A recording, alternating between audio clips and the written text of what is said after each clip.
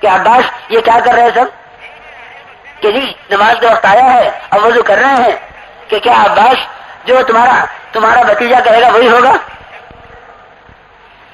عباس جو تمہارا بھتیجا کہے گا وہی ہوگا کہ ہاں یہ تو اگر ہمیں کھانے پینے سے بھی روک دے تو ہم کھائیں گے بھی نہیں پیئیں گے بھی نہیں.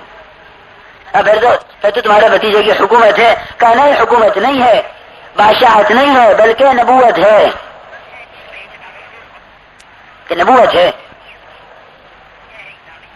میں دیکھو لیکن بات یہ ہے کہ حضور اکرم صلی اللہ علیہ وسلم نے اپنے ہر امتی کو داعی بنایا تھا. میرے دوستو بزرگوں اصل میں جب امت کے اندر سے دعوت نکل جاتی ہے نا تو پھر اپنے دین پر پختگی اور استقامت نہیں رہتی. جو اپنے دین کا داعی ہوگا اسے اپنے دین پر استقامت ہوگی. یہ میرا دین ہے. جیسا دکاندار دکان کی طرف بلا رہا ہے اور کہہ رہا ہے میری دکان ہے. زمیندار زمینداری کی طرف بلا رہا ہے یہ کہہ رہا ہے کہ میرا زمیندارہ ہے. حاکم حکومت کی طرف بلا رہا ہے یہ کہہ رہا ہے یہ میری حکومت ہے.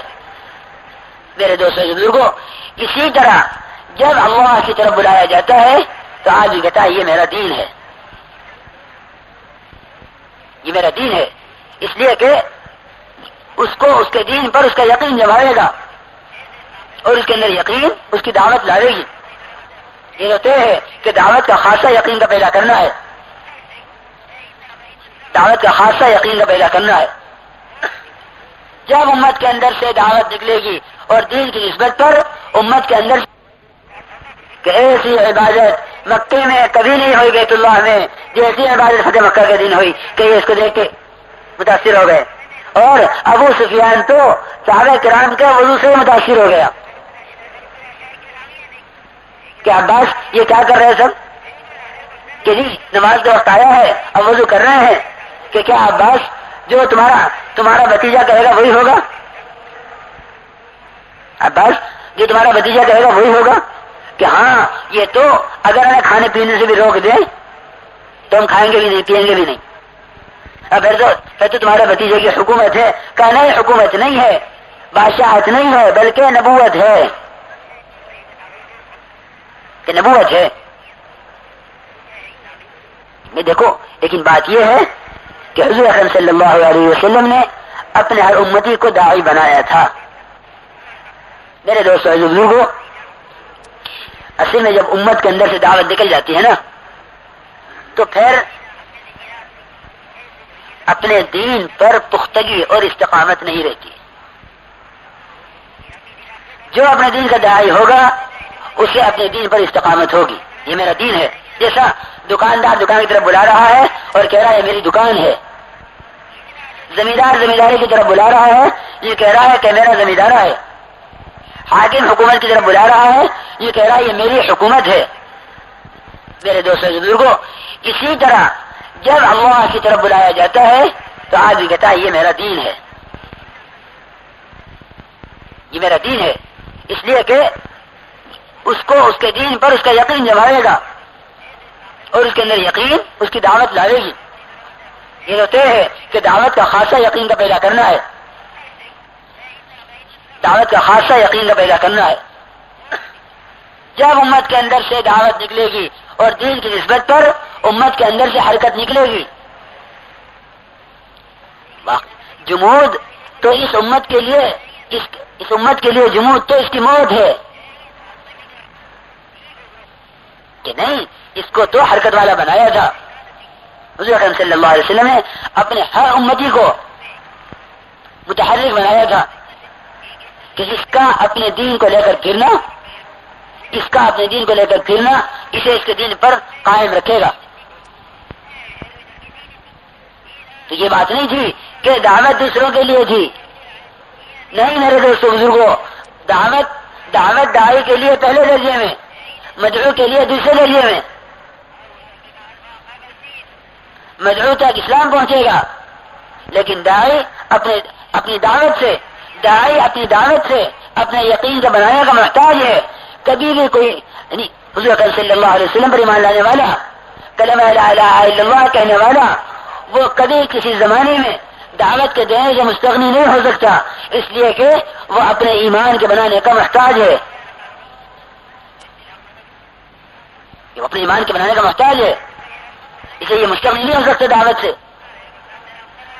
اگر یہ سمجھ لیا کہ دعوت تو دوسروں کے لیے ہے تو پھر استغنا آئے گا، یا ایک دفعہ دعوت دینے کے بعد ہم کہہ دیں گے وما علینا الا البلاغ۔ حضور اکرم صلی اللہ علیہ وسلم نے فرمایا وما علیک الا البلاغ، لیکن حضور اکرم صلی اللہ علیہ وسلم کی اتنی محنت کے ساتھ، اتنی استقامت کے ساتھ اور اتنا کچھ برداشت کر لینے کے بعد یہ کیا فرمایا؟ ان لم تفعل فما بلغت رسالتہ، جس طرح پہنچانے کے لیے کہا ہے اگر اس طرح نہیں پہنچایا تو آپ نے حق رسالت ادا نہیں کیا۔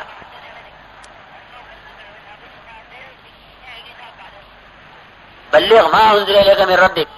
میرے دوستو بزرگوں، کان میں بات ڈال دینے کو تبلیغ نہیں کہتے،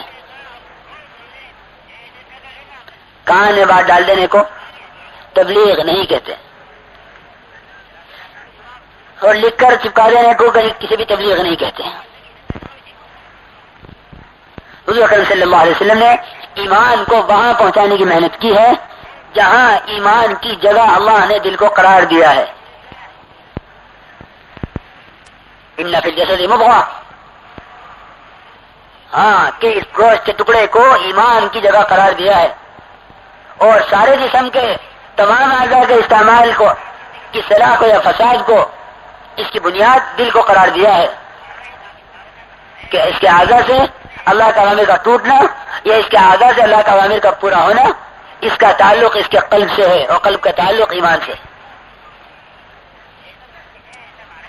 کہ اگر ایمان نہیں ہے دل میں تو یہ اس کا فساد ہے، اور اس کا فساد اس کے سارے جسم کو برباد کرے گا۔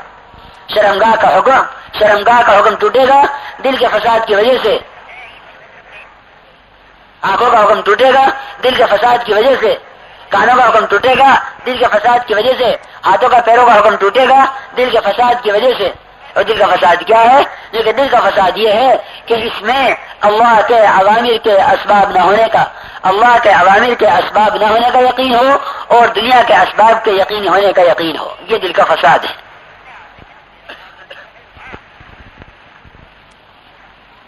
یہ دل کا فساد ہے۔ اس لیے یہ کہیں کہ دعوت دینے کا ہر ایک محتاج ہے، کیونکہ دعوت کا خاصہ یقین کا پیدا کرنا ہے۔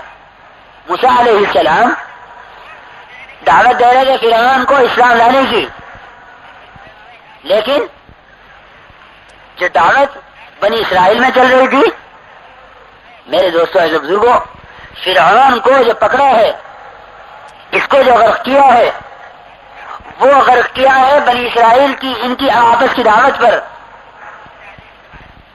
جب مسلمان دعوت چھوڑ دے گا، آپس کی دعوت نکل جائے گی امت میں سے، تو اب باطل ترقی کرے گا، اور جب ایمان والوں میں دعوت آئے گی تو اللہ تعالیٰ ان کے ایمان پر، ان کو اپنے اوامر پر قائم رکھ کر، ان کے اوامر پر قائم ہونے سے، ان کے اللہ تعالیٰ کے یقین کی وجہ سے ان کو صبر کی دولت دے گا، اور ان کے صبر و تقوی کی وجہ سے باطل کو پکڑے گا۔ یہ ہے ترتیب، یہ ہے اللہ کا نظام، یہ ہے اللہ کا نظام۔ اس لیے موسیٰ علیہ السلام بنی اسرائیل پر محنت کر رہے تھے، کہیں گی کہ تقوی کی، توکل کی، اور مصائب پر صبر کرنے کی، اللہ کے وعدوں کو حق سمجھنے کی، اور اس پر کامیابیوں کا یقین کرنے کی، اور اللہ کے وعدوں کے پورا ہونے کو یقینی سمجھنے کی، اس کی محنت بنی اسرائیل پہ ہو رہی تھی۔ لیکن بات یہ ہے کہ جب امت دعوت کی محنت چھوڑ دے گی، امت کے اندر سے اعمال اور ایمان نکل جائے گا۔ یہ بات تو یقینی ہے کہ اللہ کی طرف بلانا چھوڑ دیا تو اللہ کو بھول گئے، اللہ کی طرف بلانا چھوڑ دیا، اللہ کو بھول گئے کہ نہیں، دعوت کا خاصہ یقین کا پیدا کرنا ہے۔ اس لیے انبیاء علیہ السلام نے خود ان کا کام پہلے دعوت کا، بلکہ بقوم رحمۃ اللہ علیہ کے کہ داعی اول تو خود اللہ رب العزت ہیں کہ بلا رہے اللہ یدعو الی دار السلام، دعوت وہاں سے چلی ہے. اور جناب رسول اللہ صلی اللہ علیہ وسلم فرما رہے ہیں بعثت داعیا و مبلغا، مجھے داعی مبلغ بنا کر بھیجا گیا ہے. تو آپ نے تبلیغ رسالت میں بات کو ٹھکانے پہنچایا. آپ نے نہیں فرمایا میں سنانے کے لیے بھیجا گیا ہوں، یہ نہیں فرمایا میں سنانے کے لیے بھیجا گیا ہوں. نہیں، بعثت معلما، انما بعثت معلما، میں سکھلانے والا بنا کر اللہ کی طرف سے بھیجا گیا ہوں. سکھانے والا بنا کر بھیجا گیا. یہ نہیں فرما رہے کہ سنانے والا بنا کے بھیجا گیا ہوں، میں بھیجا گیا ہوں اللہ کی طرف سے سکھلانے والا بنا کر. لیکن میرے دوستو، سکھلانے والا طلبا کو سکھلا کر اس وقت تک مطمئن نہیں ہوتا.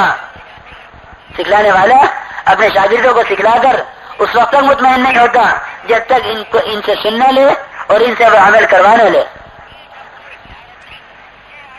تو آپ نے امت سے دعوت کا کام کروایا کیونکہ آپ کو داعی بنا کے بھیجا گیا، اور امت کو ایمان سکھلا کر پھر ان کے ایمان کا ان سے امتحان لیا،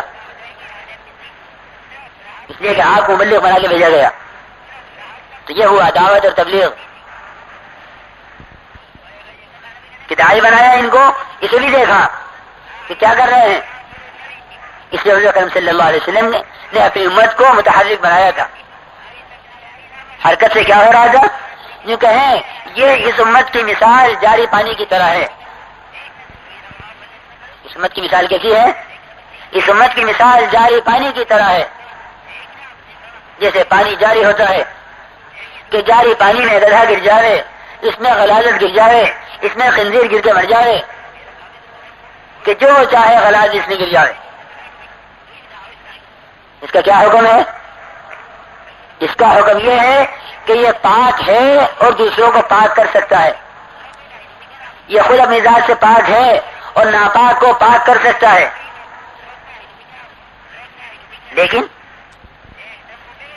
جب امت کے اندر جمود آئے گا، جیسے پانی ٹھہرا ہوا ہے، پانی ٹھہرا ہوا، اس پانی میں کوئی بھی غلاظت گر گئی، اس کے رنگ کو، اس کے بو کو، اس کے مزے کو بدل دیا، کہ اب اس پانی کے اوصاف ختم ہوئے اور اس پانی کی خاصیت ختم ہوئی.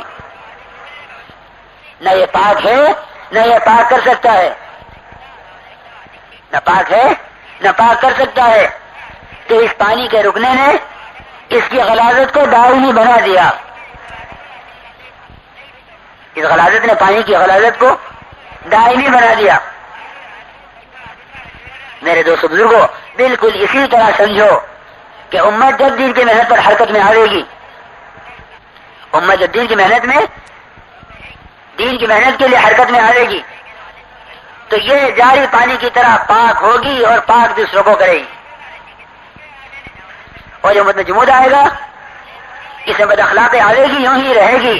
اس میں بد معاملگی آئے گی تو یوں ہی رہے گی. اس میں ظلم آئے گا تو وہیں رہے گا. اس میں اللہ کے عوامر کو توڑنا آئے گا تو وہیں رہے گا. کہ جو غلاظت اس کے اندر اللہ کے عوامر کے ٹوٹنے کی گرے گی، وہ غلاظت وہاں کی وہاں رہے گی. نہ یہ امت پاک رہ سکے گی اور نہ یہ امت کسی کو پاک کر سکے گی.